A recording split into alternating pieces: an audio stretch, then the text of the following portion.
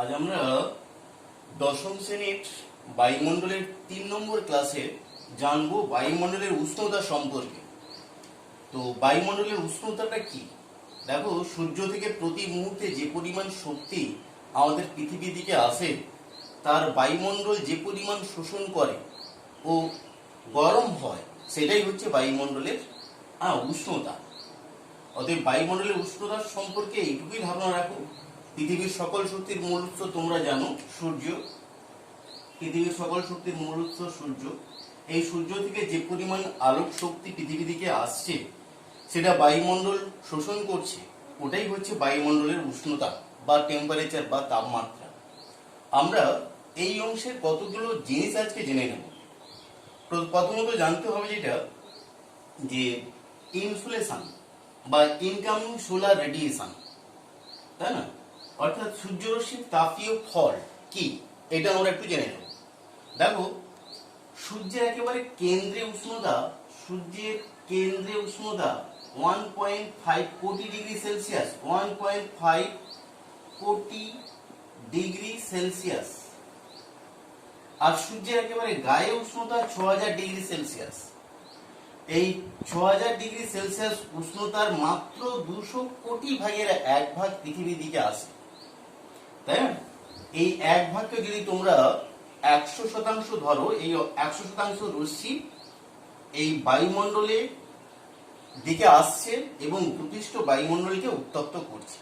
অর্থাৎ সূর্যের গায়ের উষ্ণতা 6000 ডিগ্রি সেলসিয়াস, তার 200 কোটি ভাগের 1 ভাগ আমাদের বায়ুমণ্ডলের দিকে আসছে, ভূপৃষ্ঠের দিকে আসছে।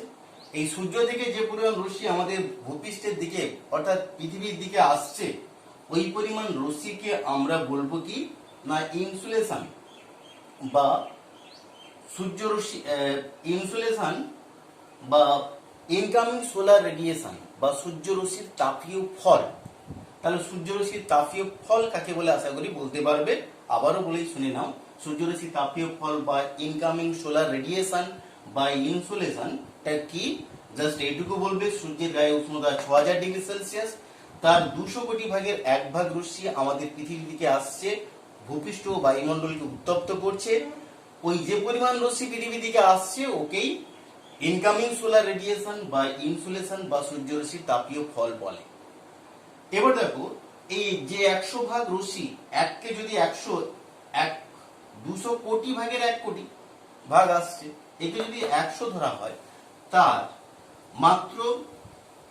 তার থেকে এই 100 ভাগের থেকে 34 ভাগ রশ্মি কোন রকম বায়ুমণ্ডল, এই যে বায়ুমণ্ডল কিংবা ভূপৃষ্ঠকে কোনোভাবে উত্তপ্ত করে না। এই যে বায়ুমণ্ডল 10,000 কিমি পর্যন্ত বিস্তৃত বায়ুমণ্ডল বা ভূপৃষ্ঠকে উত্তপ্ত করে না। এই 34 ভাগ রশ্মির, দেখো, এই ভূপৃষ্ঠ থেকে বাধা পেয়ে 10,000 কিমির উপরে রয়েছে কি না মহাকাশ বা মহাশূন্য। এই 2 ভাগ রশ্মি মহাকাশে চলে যাচ্ছে। আর বায়ুমণ্ডলের যে স্তর রয়েছে, তাতে বাধাপ্রাপ্ত হয়ে 7 ভাগ রশ্মি মহাশূন্যে চলে যাচ্ছে। আর বায়ুমণ্ডলের ধূলিকণা, পলিকণা বা অ্যারোসল কিংবা মেঘ, এই যে মেঘ বা অ্যারোসল, এর থেকে বাধা পেয়ে 25 ভাগ মহাশূন্যে চলে যাচ্ছে। ভূপৃষ্ঠ থেকে 2, বায়ুমণ্ডল থেকে 7, বায়ুমণ্ডলের যে কঠিন অ্যারোসল কিংবা মেঘ রয়েছে, তার দ্বারা বাধা পেয়ে 25 ভাগ। মোট 34 ভাগ রশ্মি কোন রকম ভূপৃষ্ঠ কিংবা বায়ুমণ্ডলকে উত্তপ্ত না করে মহাশূন্যে বা মহাকাশে চলে যাচ্ছে, তাই না? অর্থাৎ ভূপৃষ্ঠ, বায়ুস্তর, এই 7 ভাগ হচ্ছে বায়ুস্তর, 2 ভাগ ভূপৃষ্ঠ, আর 25 ভাগ মেঘ অ্যারোসল, এদের দ্বারা বাধা পেয়ে মহাশূন্যে যাচ্ছে, তাকে অ্যালবেডো বলে। এইটুকু কথা মনে রাখতে হবে। এই ছবিটা অবশ্য দিতে হবে, অ্যালবেডো 2 নম্বরে থাকে। এবার দেখো, তাহলে 34 ভাগ রশ্মি কোন রকম ভাবে বায়ুমণ্ডলকে উত্তপ্ত করছে না। বাকি থাকছে 66 ভাগ রশ্মি। এই 66 ভাগ রশ্মির 19 ভাগ রশ্মি কি করছে? 19% তাপ শক্তি বা আলোক শক্তি বা তড়িৎ চুম্বকীয় শক্তি, সেটা বায়ুমণ্ডল শোষণ করছে, গরম হচ্ছে। আর 47 ভাগ রশ্মি ভূপৃষ্ঠে পৌঁছে ভূপৃষ্ঠকে উত্তপ্ত করছে। তাহলে 66 ভাগ রশ্মির এক কথায় 19 ভাগ বায়ুমণ্ডল গ্রহণ করলো আর 47 ভাগ আমাদের ভূপৃষ্ঠ গ্রহণ করলো। অর্থাৎ ভূপৃষ্ঠ বায়ুমণ্ডল মিলিতভাবে 66 ভাগ রশ্মি তাই না ভূপৃষ্ঠ বায়ুমণ্ডলকে উত্তপ্ত করছে প্রত্যক্ষ পরোক্ষ ভাবে। তাই এই 66 ভাগ রশ্মিকে ইফেক্টিভ অফ সোলার রেডিয়েশন বা কার্যকরী সৌর বিকিরণ বলে। এটা অবশ্যই এটুকু মনে রাখো। এরপরে রয়েছে দেখো, তাহলে আমরা কি দেখলাম, 66 ভাগ রশ্মি দিনের বেলায় বায়ুমণ্ডলে এসছে, অর্থাৎ বায়ুমণ্ডলে দিনের বেলা 66 ভাগ রশ্মি বেড়ে গেছে। রাত্রিতে সূর্য যখন থাকছে না, চাঁদ যখন থাকছে বা রাত যখন হচ্ছে, তখন কি ঘটনা ঘটবে না, এই পৃথিবী যে তাপ 47% গ্রহণ করছে বা 66 ভাগ রশ্মি যেটা ভূপৃষ্ঠ বায়ুমণ্ডল গ্রহণ করছে, তা পুনরায় বিকিরিত হয়ে মহাশূন্যে চলে যাবে। যে 66 ভাগ রশ্মি ভূপৃষ্ঠ বায়ুমণ্ডলকে উত্তপ্ত করেছিল, তা রাত্রিকালে বিকিরিত হয়ে মহাশূন্যে চলে গেলে বায়ুমণ্ডল তাপের পূর্বের অবস্থায় ফিরে পাবে। অর্থাৎ পৃথিবীতে যে পরিমাণ তাপ ছিল দিনের বেলা, যে পরিমাণ রশ্মি এসছে রাত্রিতে, সেই সমপরিমাণ তাপ মহাশূন্যে চলে গেলে তাহলে পৃথিবীর গড় তাপমাত্রা স্বাভাবিক থাকবে। অর্থাৎ পূর্বের অবস্থায় পৃথিবীর তাপমাত্রা ফিরে আসবে। একে হিট ব্যালেন্স বা উত্তাপের সমতা বা তাপ সমতা বলে। এটাও 2 নম্বর কোশ্চেন। হিট ব্যালেন্স বা উত্তাপের সমতা বা তাপ সমতা বলে। অর্থাৎ দিনের বেলায় এই যে 66 ভাগ রশ্মি আসছে, রাত্রিতে তা পুনরায় বাধা পেয়ে মহাশূন্যে ফিরে গিয়ে তাপের যে সমতা বজায় রাখে তাকে উত্তাপের সমতা বলে। তাহলে আমরা ইনসুলেশন বা ইনকামিং সোলার রেডিয়েশন সম্পর্কে জানলাম, অ্যালবেডো সম্পর্কে জানলাম, কার্যকরী সৌর বিকিরণ সম্পর্কেও জানলাম, উত্তাপের সমতা সম্পর্কেও জানলাম। তোমরা বইটা খুলে অবশ্য পড়ে নেবে। হ্যাঁ, এবার আমরা জানবো এই যে বায়ুমণ্ডল, সেটা উত্তপ্ত হওয়ার কি কি পদ্ধতি রয়েছে। তো দেখো, বায়ুমণ্ডল উত্তপ্ত হওয়ার ক্ষেত্রে এখানে তোমাদের 4টি বিষয় নিয়ে আলোচনা করবো। একটা যে বিকিরণ পদ্ধতি, আর পরিবহন, পরিচলন, তাই না। তো দেখো, সূর্য থেকে আগত রশ্মি কিন্তু সরাসরি প্রাথমিকভাবে সরাসরি সে ভূপৃষ্ঠে এসে বাধাপ্রাপ্ত হয়। ওই আসার সময়কালে এই জড়বস্তুর মধ্যে কোনো রকম তাপের সঞ্চালন হয় না। যখনই ভূপৃষ্ঠের বাধাপ্রাপ্ত হচ্ছে, তখন ভূপৃষ্ঠ বাধাপ্রাপ্ত হওয়ার পর ভূপৃষ্ঠ প্রথমে উত্তপ্ত হবে। আর ভূপৃষ্ঠ উত্তপ্ত হওয়ার পর সে কি করছে, ভূপৃষ্ঠ আপনা আপনি নিজে থেকে তার তাপকে কোথায় সঞ্চালিত করবে না, তার তাপকে নিকটবর্তী অর্থাৎ ভূপৃষ্ঠের নিকটবর্তী যে বায়ু রয়েছে তাতে তাপ সঞ্চালন করছে। এইভাবে বায়ুমণ্ডল উত্তপ্ত হলে তাকে বলা হয় বিকিরণ পদ্ধতি। সূর্যরশ্মি সরাসরি আসবে, বায়ু স্তর ভেদ করে আসার সময় বায়ুমণ্ডল কোনোভাবে তাপ গ্রহণ করে না। ভূপৃষ্ঠে এসে বাধা পাওয়ার পর, ভূপৃষ্ঠ গরম হওয়ার পর ভূপৃষ্ঠ সরাসরি, তাই না, বায়ুমণ্ডলে যে তাপ সঞ্চালনের মাধ্যমে বায়ুমণ্ডলকে উত্তপ্ত করে, এই পর্যন্ত বায়ুমণ্ডলের যে উপাদানগুলো রয়েছে তাতে, তাই না, হ্যাঁ, অর্থাৎ যে ক্ষুদ্র তরঙ্গ রূপে তাপ আসছে, বিকিরিত তাপ যে বৃহৎ তরঙ্গ রূপে উপরের দিকে সঞ্চালিত হবে, ভূপৃষ্ঠ তাপ ছাড়বে, তার নিকটবর্তী বায়ু তাপ গ্রহণের মাধ্যমে যখন উত্তপ্ত হবে তাকে বিকিরণ পদ্ধতি বলা হবে। এটা মনে রাখবে, একটা শর্ট কোশ্চেন। এই পদ্ধতি দ্বারা বায়ুমণ্ডল সব থেকে বেশি পরিমাণে উত্তপ্ত হয়। অর্থাৎ বিকিরণ পদ্ধতি দ্বারা বায়ুমণ্ডল সব থেকে বা সর্বাধিক উত্তপ্ত হয়। পরিবহন দেখো, এখানেও একই পদ্ধতি। অর্থাৎ সূর্যরশ্মি বায়ুমণ্ডল ভেদ করে ভূপৃষ্ঠকে প্রথম উত্তপ্ত করবে। ভূপৃষ্ঠ তাপ গ্রহণ করার পর সে কি করবে, তার একেবারে নিচু স্তরে বায়ুমণ্ডলে তাপ সঞ্চালনের মাধ্যমে কি করবে, বায়ুমণ্ডলকে উত্তপ্ত করলো। তাহলে নিকটবর্তী বায়ু উত্তপ্ত হওয়ার পর, তবে একটু নিকটবর্তী বায়ু উত্তপ্ত হওয়ার পর সেই বায়ু কি করবে না, তার উপরে তাপ সঞ্চালন করছে। ধীরে ধীরে দেখো তার উপরের বায়ুতে তাপ সঞ্চালন করছে, অর্থাৎ তার উপরের বায়ু উত্তপ্ত হলো। তার উপরের বায়ু উত্তপ্ত হওয়ার পর সে আবার তার উপরের শীতল বায়ুতে তাপ সঞ্চালন করবে। এইভাবে কি হবে না, বায়ুমণ্ডল উত্তপ্ত হবে। অর্থাৎ ভূপৃষ্ঠ উত্তপ্ত হওয়ার পর নিকটবর্তী বায়ু উত্তপ্ত হবে, সেই তাপ আবার তার উপরে তাপ সঞ্চালনের মাধ্যমে সেখানে উত্তপ্ত হবে, তার উপরে আবার তাপ সঞ্চালনের মাধ্যমে উত্তপ্ত হবে। এইভাবে বহনের মাধ্যমে যখন উত্তপ্ত হচ্ছে তখন তাকে বলছে কিনা পরিবহন পদ্ধতি। এর দ্বারাও বায়ু উত্তপ্ত হয়। এই বিকিরণ পদ্ধতিতে একটা শর্ট কোশ্চেন মনে রাখবে, এই বিকিরণের মাত্রাটা স্থলভাগে সব থেকে বেশি হয় আর জলভাগে কম হয় বিকিরণের মাত্রাটা। এবার আসো আবার মেরু ক্ষেত্রে এই তাপ বিকিরণের মাত্রা অনেকটা বেশি হয়। এবার আসো পরিচলন। পরিচলনটা কি? এখানে দেখো নীল কালি কালো কালি দুটো রয়েছে। এই নীল কালিতে কি দেখানো হচ্ছে না সূর্যের তাপ এসে ভূপৃষ্ঠতে বাধা পেয়েছে, অর্থাৎ ভূপৃষ্ঠ গরম হয়েছে। এখানে উষ্ণ হালকা বায়ু দেখো উপরের দিকে উঠে যাচ্ছে। উপরের দিকে উঠে যাওয়া মানে উপরে কি বায়ু ছিল? শীতল বায়ু, সে বিপরীত ক্রমে নিচের দিকে নেমে আসছে। উপরে শীতল বায়ু নেমে আসছে, নিচের উষ্ণ বায়ু হালকা উঠে গেছে ফাঁকা জায়গা, তাই না? উপরে ঠান্ডা বাতাস নিচে নেমে আসছে। আবার সে নিচে নেমে আসা মানে গরম বাতাসের সংস্পর্শে আসবে, গরম হবে, আবার উঠবে। এইভাবে দেখো নিচের উষ্ণ বায়ু হালকা হয়ে উপরে উঠছে, উপরে শীতল বায়ু নিচে নামছে, আবার সে উষ্ণ হবে, আবার উঠবে, আবার উপরে শীতল বায়ু নামবে। এইভাবে চলাচলের মাধ্যমে উষ্ণ বায়ু উপরে শীতল বায়ু নিচে, এই চলাচলের মাধ্যমে বায়ু যখন উত্তপ্ত হবে তখন তাকে বলা হবে পরিচলন পদ্ধতি। এই পরিচলন পদ্ধতি দ্বারাও বায়ুমণ্ডল উত্তপ্ত হয়।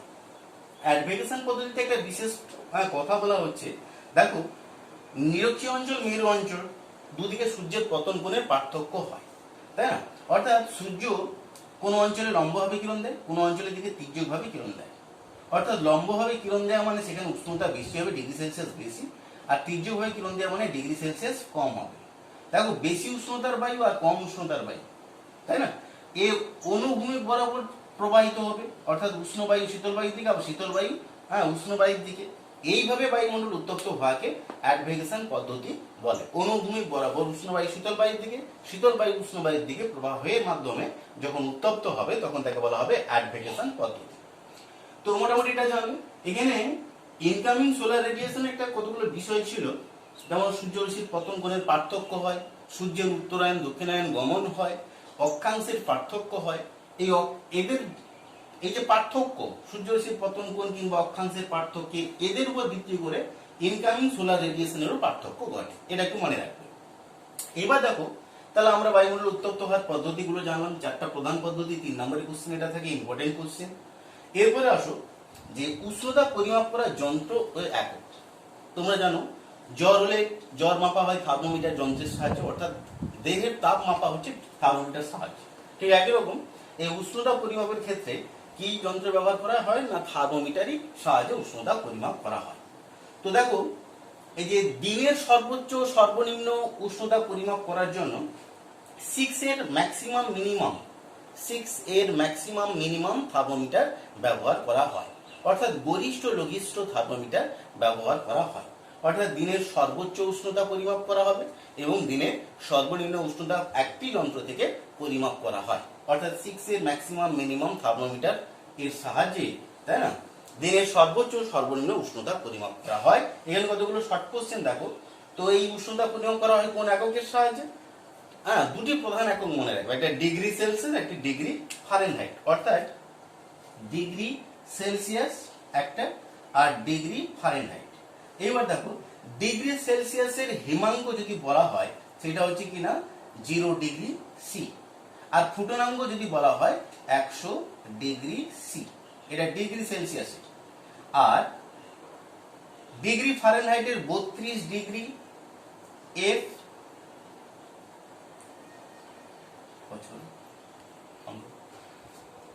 32 ডিগ্রি এফ ও 212 ডিগ্রি এফ ফুটনাঙ্ক, অর্থাৎ হিমাঙ্ক ও ফুটনাঙ্ক।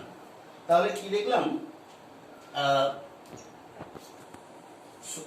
ডিগ্রি সেলসিয়াস স্কেলের হিমাঙ্ক কত? 0 ডিগ্রি সেলসিয়াস। আর ফুটনাঙ্ক কত না 100 ডিগ্রি সেলসিয়াস। ফারেনহাইট স্কেলের হিমাঙ্ক 32 ডিগ্রি ফারেনহাইট আর ফুটনাঙ্ক, তাই না, 212 ডিগ্রি ফারেনহাইট। এটা মনে রাখবে, শর্ট কোশ্চেন হিসেবে থাকে। আর 1 ডিগ্রি সেলসিয়াস সমান 33.8 ডিগ্রি, 33.8 ডিগ্রি ফারেনহাইট, এটা মনে রাখবে। তো আমরা উষ্ণতা পরিমাপক সম্পর্কে জানলাম। তবে এখানে একটা জানবে, এই যে সর্বোচ্চ উষ্ণতা পরিমাপ করা হয় একটা সারা দিনের মধ্যে, সর্বোচ্চ উষ্ণতা দাঁড়ায় দুপুর 2টোর সময়, কিন্তু আবহাওয়া দপ্তর তার উষ্ণতার পরিমাপ করার জন্য 5টা 30 মিনিটের উষ্ণতাটাকে সর্বোচ্চ উষ্ণতা হিসাবে ধরে। আবার সর্বনিম্ন উষ্ণতা হিসাবে কি রয়েছে না, সর্বনিম্ন উষ্ণতা পরিমাপ অ্যাকচুয়াল কিন্তু 24 ঘন্টার মধ্যে সর্বনিম্ন উষ্ণতা হয় ভোর 4টাতে, কিন্তু আবহাওয়া অফিস সর্বনিম্ন উষ্ণতা নিয়ে থাকে 8:30, সকাল 8:30। তাহলে দেখো সর্বোচ্চ উষ্ণতা অ্যাকচুয়াল কখন হচ্ছে, দুপুর 2টো, আর আবহাওয়া দপ্তর নিচ্ছে 5:30, আর সর্বনিম্ন উষ্ণতা হচ্ছে কখন না ভোর 4টা, এবং আবহাওয়া দপ্তর সেটাকে সকাল 8:30কে সর্বনিম্ন উষ্ণতা হিসাবে গ্রহণ করছে। এবার আসো যে গড় উষ্ণতাটা কি। দেখো গড় উষ্ণতা হচ্ছে একটা দিনের 24 ঘন্টার মধ্যে একটা সময় পাবে যখন কিনা সর্বোচ্চ উষ্ণতা থাকে। যখনই সর্বোচ্চ উষ্ণতা হয় সেটা, আর একটা সর্বনিম্ন উষ্ণতা হবে। 24 ঘন্টার মধ্যে একটা টাইম পাবে সর্বোচ্চ 2টোর সময় হলেও হতে পারে, আর সর্বনিম্ন ভোর 4টায় হলেও হতে পারে। এই যে সর্বোচ্চ উষ্ণতা ও সর্বনিম্ন উষ্ণতা এইগুলোকে যদি যোগ করে 2 দিয়ে ভাগ করা হয় তখন তাকে বলবো কি না গড় উষ্ণতা। অর্থাৎ যে কোনো স্থানের একটা নির্দিষ্ট সময়ে সর্বোচ্চ উষ্ণতা ও সর্বনিম্ন উষ্ণতাকে যোগ করে, সর্বোচ্চ প্লাস সর্বনিম্ন উষ্ণতাকে যোগ করে 2 দিয়ে ভাগ করলে যেটা পাবো সেটা হচ্ছে গড় উষ্ণতা। গড় উষ্ণতার শ্রেণীবিভাগ তোমাদের বইতে দেখবে 3টে আছে: গড় দৈনিক উষ্ণতা, গড় মাসিক উষ্ণতা, গড় বার্ষিক উষ্ণতা। গড় দৈনিক উষ্ণতায় বইতে লেখা আছে, দেখো একটা দিনের 24 ঘন্টার মধ্যে সর্বোচ্চ উষ্ণতা ও সর্বনিম্ন উষ্ণতা দুটোকে যোগ করো। অর্থাৎ যদি দেখা যায় দিনের সর্বোচ্চ উষ্ণতা হয়েছিল 25°C, সর্বনিম্ন উষ্ণতা দাঁড়িয়েছিল কত না 20°C, তাহলে যোগ করলে দাঁড়ালো কত 45°, তাই না সেলসিয়াস। একে 2 দিয়ে ভাগ করো তাহলে সেটা কত আসবে, সেটাই হবে কি তোমার গড় উষ্ণতা। অর্থাৎ এটা হচ্ছে কিনা দৈনিক গড় উষ্ণতা, একটা দিনের সর্বোচ্চ প্লাস সর্বনিম্ন ভাজিত 2, সেটা হবে দৈনিক গড় উষ্ণতা।